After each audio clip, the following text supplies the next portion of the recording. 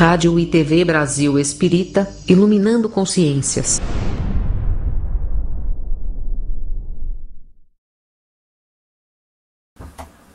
Amigos da Rádio Brasil Espírita e também Web TV de Maceió, estamos aqui mais uma vez junto a vocês para a apresentação de um programa sobre o Evangelho e sua simplicidade.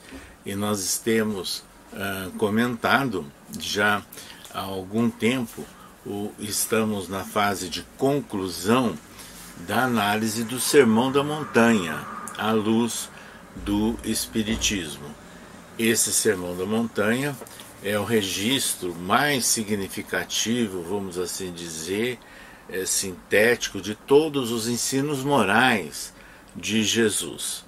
E vejam que nesses momentos finais de conclusão do Sermão da Montanha, Jesus falou aquilo que foi registrado, inclusive, por Mateus.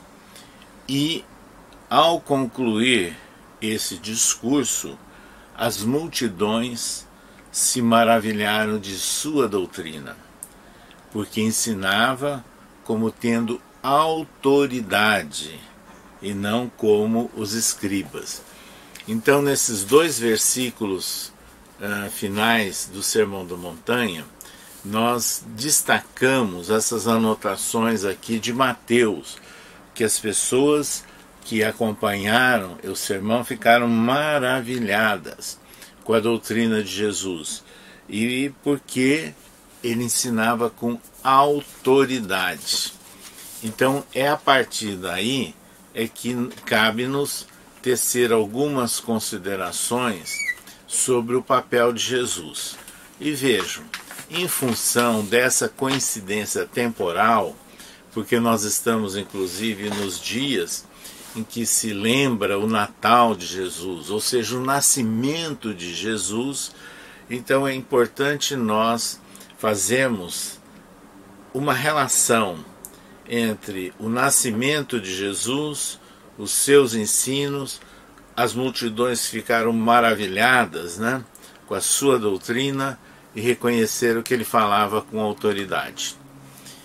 Pois bem, quando é anunciado o nascimento de Jesus, e isso foi registrado por Lucas, que apareceram alguns anjos, entre aspas, espíritos, que apareceram aos pastores e disseram assim: eis que vos trago novas de grande alegria e que será para todo o povo.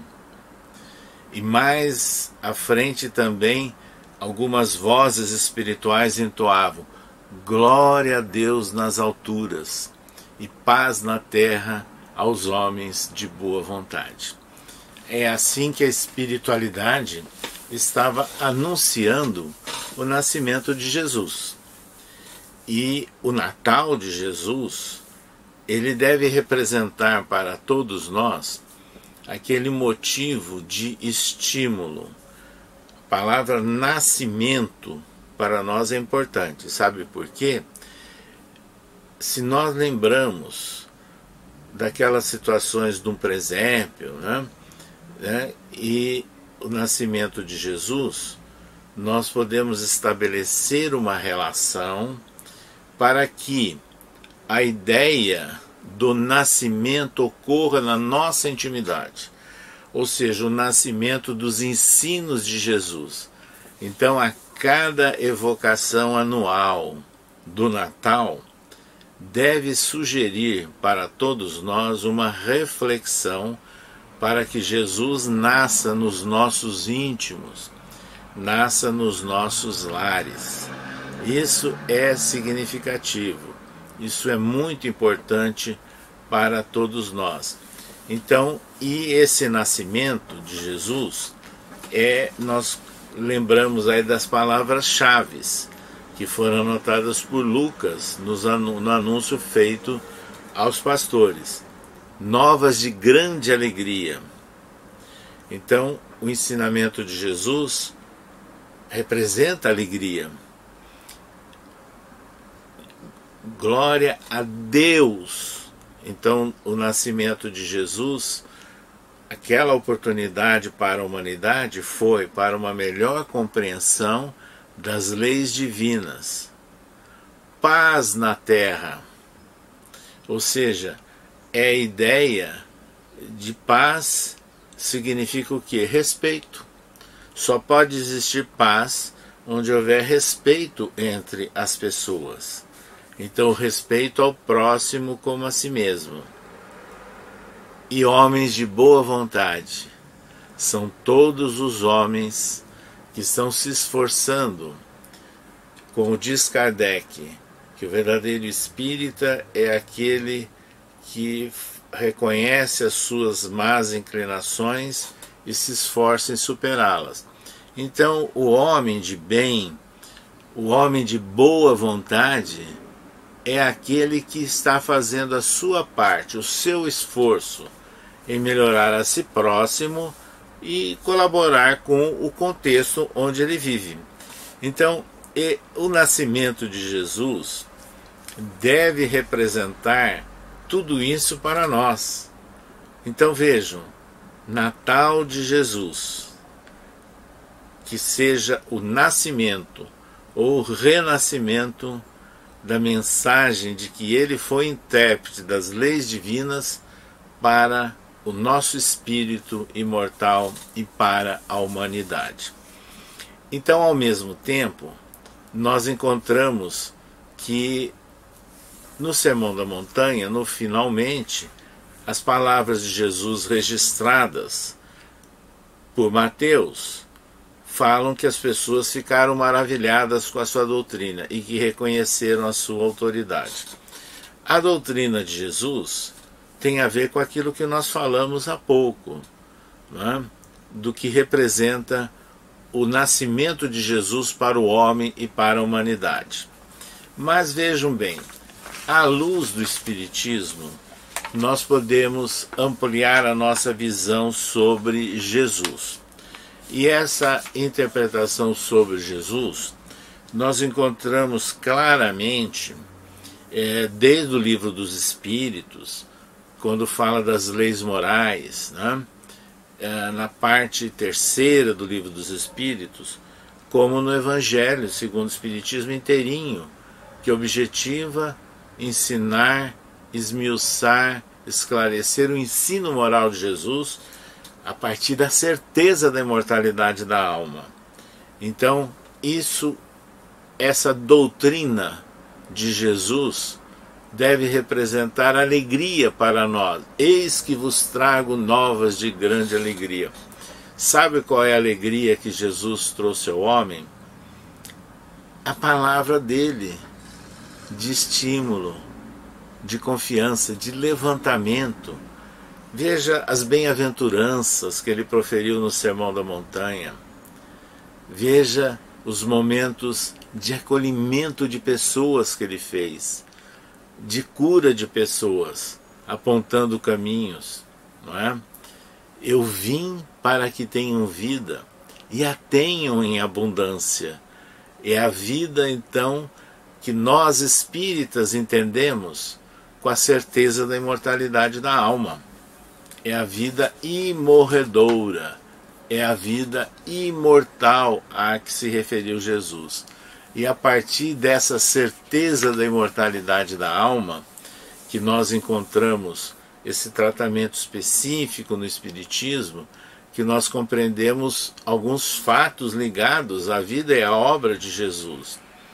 Vejam bem, quando Jesus subiu ao Monte Tabor, se transfigurou, se mostrou envolto em luz, porque ele era um espírito puro e perfeito. Segundo Kardec, o único espírito puro e perfeito que habitou a terra. Mas ao mesmo tempo, ao lado dele, surgiram dois homens mortos, Moisés e Elias, e ele conversou com os homens mortos, ou seja, isso é manifestação espiritual. Então, essa certeza da vida que não se extingue com a morte do corpo, Jesus deu exemplos concretos. Após a crucificação, no terceiro dia, ele apareceu a Maria Madalena. Mas ao longo daqueles 40 dias ele apareceu 11 vezes, né? Aos discípulos, à sua mãe, aos homens que caminhavam pela estrada de Emaús, na Galileia, ou seja, ele deu a certeza da imortalidade do Espírito. Então, essas aparições de Jesus, confirmando todos os seus ensinos, assentados na imortalidade da alma, são razões do quê? De confiança, de segurança, de otimismo, de fé, ou seja, parcelas de alegria. Então, novas de grande alegria, mostrando que não é uma vida de sofrimento atroz, ou não é um engano cometido aqui ou acolá, que vai determinar um futuro sombrio. Não, Deus é a expressão maior da bondade e da misericórdia. Então Jesus descortinou aquela visão sobre Deus como o nosso Pai bom, misericordioso, e nós passamos a entender no Espiritismo a justiça divina segundo o Espiritismo, ou seja, a justiça divina que nos mostra que ninguém está condenado, mas nós podemos refazer etapas e buscarmos o aprimoramento, à semelhança daquela ilustração que Jesus fez na parábola da ovelha perdida, que o pastor foi buscar aquela ovelha que estava desgarrada. Assim também são as leis de Deus. Ninguém está perdido, ninguém está condenado, ninguém está esquecido. Então isso é o quê? Parcela de fé, de esperança, de alegria para todos nós. Então Jesus utilizou nos seus ensinos, de uma forma magistral, ilustrações. Isso ele fez no Sermão da Montanha. Por isso que as pessoas se sentiram tocadas, maravilhadas, porque elas estavam entendendo a palavra mais simples de Jesus. E ele dizia, fazendo comparações com cenas da natureza, não é? Fazendo comparações com relações entre os homens. Isso tudo fazia com que as pessoas compreendessem melhor. E ele dizia também, quem tem ouvidos para ouvir, ouça. Então ele ensinou por parábolas também. E essas parábolas tinham também esse objetivo, para que as pessoas tivessem uma forma de compreensão e de aprendizagem dos seus ensinos. Então e ele utilizou isso como tônica no Sermão da Montanha. Então a questão fundamental de todo o ensino, de toda a doutrina de Jesus, que fez com que as pessoas ficassem ali maravilhadas, é que tudo tem a ver com a chamada regra áurea, ou seja, amarás o teu próximo como a ti mesmo. Não há outro mandamento maior do que estes. Então, para nós realmente respeitarmos e amarmos a Deus, nós temos que fazer a nossa etapa de esforço para amar o próximo como a ti mesmo, que é isso que Jesus considerou o maior mandamento. Então vejam, no Sermão da Montanha, nós entendemos o resumo de toda a prática, de todos os ensinos de Jesus, que não eram só para aquele povo que estava ali presente, mas para toda a civilização. É por isso que aquelas palavras são ainda marcantes, válidas, não ultrapassadas, inclusive para a nossa época, para os nossos dias. Então, isso é significativo, né? Aquela anotação no final do Sermão da Montanha de Mateus, que as pessoas ficaram maravilhadas com a sua doutrina. E por quê? Havia coerência. Jesus havia ensinado e aquilo que ele fazia. E todos acompanhavam, o seguiam. Então vejam, quando ele se assentou num monte para se tornar mais visível e iniciar o Sermão da Montanha, Isso foi registrado no início do Sermão da Montanha por Mateus. E Jesus, vendo a multidão, subiu a um monte e, assentando-se, aproximaram dele os seus discípulos. O fato de Jesus falar sentado, ele estava, na verdade, valorizando ou ratificando uma tradição judaica da época, que os mestres falavam sentados. Então isso é uma curiosidade, é um fato interessante. E quando no final do Sermão da Montanha as pessoas entenderam que ele falava com autoridade, não é pela simbologia ou pela postura dele ter falado sentado, como sentado falavam os mestres judaicos, não é isso. Mas a autoridade dele emanava de onde? Da sua autoridade moral, e isso é que é importante. E essa autoridade moral, ela é válida para todos nós. Então, lá no final do Sermão da Montanha, escreveu Mateus. E aconteceu que, concluindo Jesus esse discurso, a multidão se admirou da sua doutrina, porquanto os ensinava como tendo autoridade, não como os escribas. Então, faz uma comparação aí com aqueles que eram fervorosos do ponto de vista da religião tradicional, mas que na prática não concretizavam aquilo que falavam e ensinavam. Então isso é muito importante para todos nós. Então aquilo que Jesus anunciou no Sermão da Montanha e que sensibilizou, emocionou as pessoas e que elas ficaram maravilhadas, é porque ele falou, por exemplo, nas bem-aventuranças, né?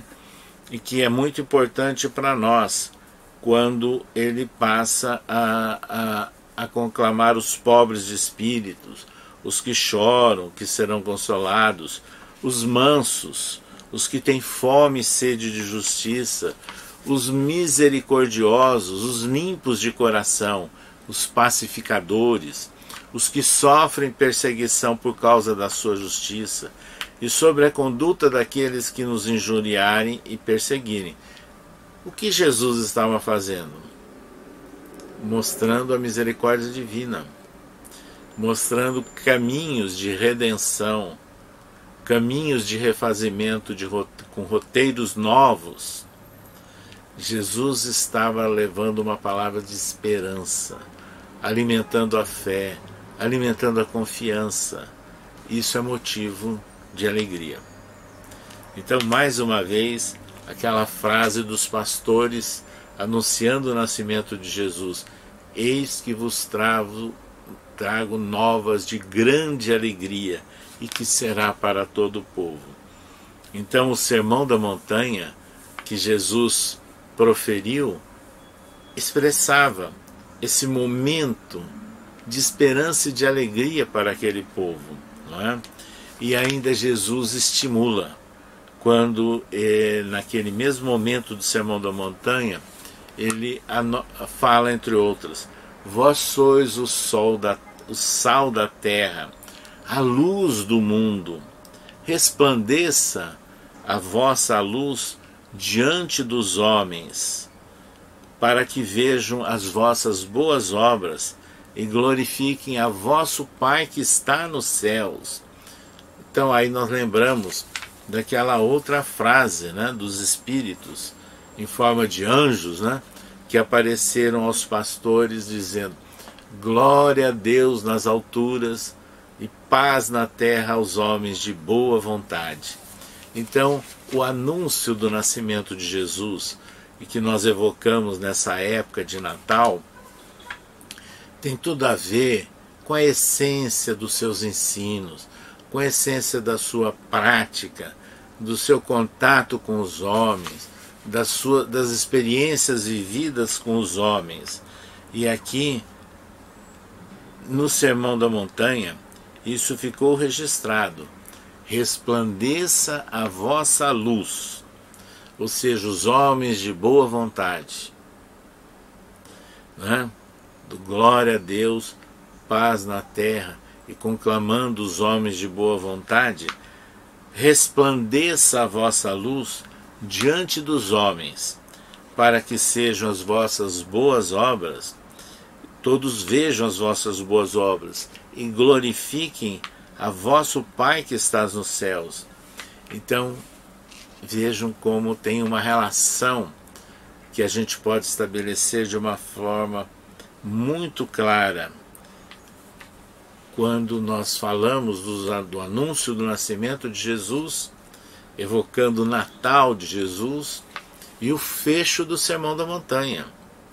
Tudo tem a ver. E é nesse Sermão da Montanha, inclusive, que ele nos ensinou a orar. E quando ele nos ensina a orar, como nós comentamos aqui em programas anteriores, e portanto, orareis assim: Pai nosso que estás nos céus. Então, glória a Deus nas alturas. É importante essa relação que nós estabelecemos, sem dúvida nenhuma, entre o anúncio do nascimento de Jesus, a síntese do significado do Sermão da Montanha e a conclusão do Sermão da Montanha, chamando a atenção da emoção dos homens maravilhados com a doutrina de Jesus, mas também reconhecendo a autoridade dele, ou seja, a autoridade moral. E aí, amigos da Rádio Brasil Espírita, mais uma vez nós lembramos que à luz do Espiritismo, Jesus é o Espírito mais puro e perfeito que habitou a Terra. E é por essa razão que Allan Kardec, ele analisa no Evangelho segundo o Espiritismo, no capítulo 6, o Cristo Consolador.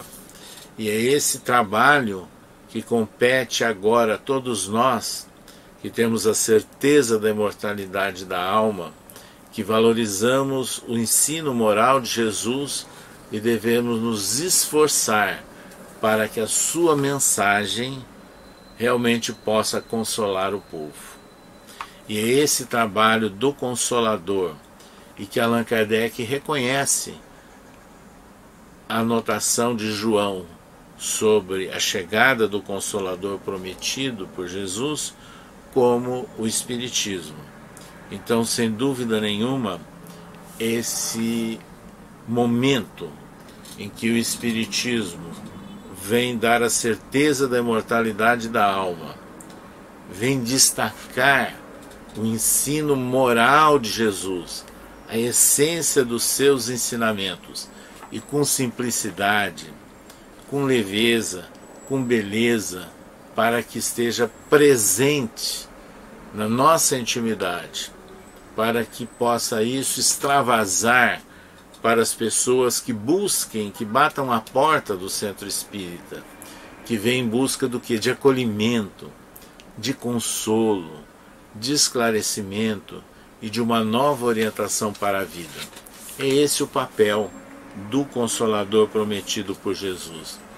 Assim, amigos da Rádio Brasil Espírita, essas afirmações finais escritas por Mateus, né, no fecho do Sermão da Montanha, mostram claramente que nós temos subsídios hoje à luz do Espiritismo e que em condições de melhor compreendermos, né, toda a romagem de Jesus entre nós, o significado do Sermão da Montanha e a aplicabilidade para os nossos dias, para os nossos centros espíritas, de maneira que todos aqueles que adentrem o portal do centro espírita encontrem o farol, o porto seguro, e que traduza, acima de tudo, por acolhimento, consolo, esclarecimento e orientação. Que seja realmente aquela frase: glória a Deus nas alturas e paz na terra aos homens de boa vontade, o anunciado como o nascimento de Jesus, um chamamento para os nossos dias à luz do Espiritismo. Até um próximo programa.